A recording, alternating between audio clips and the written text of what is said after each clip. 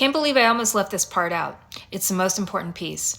My sister and I are very different people. Even just superficially, we look nothing alike.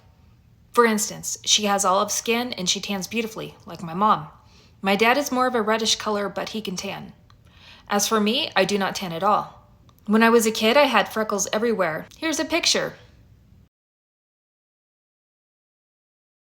My mom used to have black hair and light gray eyes. My dad used to have dark blonde hair and blue eyes. My sister has brown hair and green eyes. My eyes are blue and my hair used to be auburn. Growing up, I called that color brown, but everyone else called it red and proceeded to laugh at it. Looking back, it's amusing at how people in our extended family used to theorize about where that red came from. My sister has a round face. According to her, I have a face like a bottle. She loved to make fun of it. She even used to ask my mom, "Why does Lori have a head like a bottle?" My sister has a cute nose. I have a long nose, which the camera on my phone loves to accentuate. Our personalities are different too. She is athletic. I'm just not.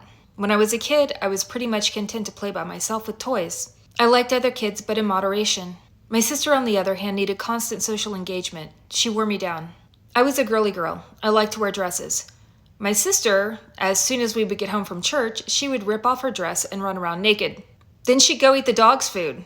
She was what I think you call a tomboy. Why, might one ask, is any of this important? Growing up, there was no one in my life I reflected genetically. It was as if I had been pasted together with all of the recessive genes.